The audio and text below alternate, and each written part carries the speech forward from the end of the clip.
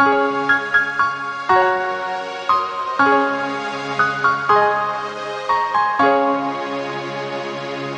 with chronic illnesses, my weekends don't always look the way that I want them to. Sometimes I have to make peace with the fact that rest is not only necessary, but it's the best thing that I can do for my health. Pacing with chronic illness means recognizing when my body is calling for stillness, even when my mind is craving adventure.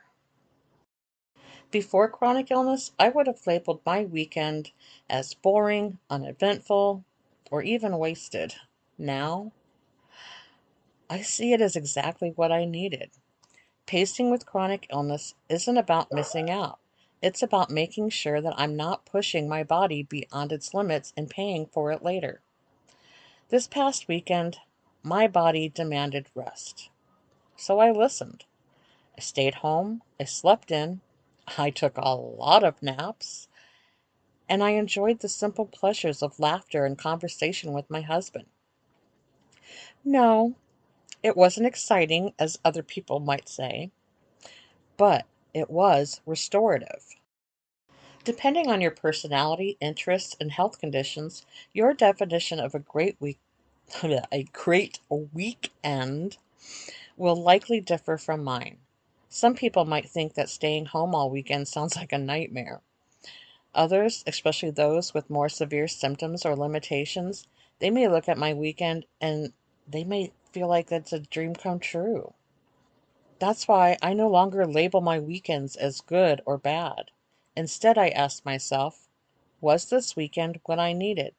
If the answer is yes, that's all that matters. There was a time when I felt guilty for taking a weekend quote unquote off. If I wasn't doing something productive, I felt like I was wasting time. But pacing with chronic illness has taught me that pushing through pain and fatigue just for the sake of being busy doesn't serve me. Now I recognize that rest is not the enemy. It's a form of self care. My body needed this past weekend to recharge, and I'm grateful that I listened instead of pushing myself into another crash. Whether you were able to do something fun or spent most of the weekend resting, I hope it was what you needed. If you struggle with pacing, with chronic illness, know that it's okay to prioritize your health over expectations.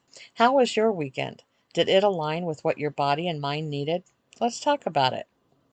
A little FYI before I go. If you can hear the dog whining in the background, that is not one of my dogs, that is a neighbor's, and it makes me very sad. But, anyways, I just wanted to let you know my dogs do not cry like that because they have no reason to cry. They are spoiled rotten. So, anyways, until next time, Diva out.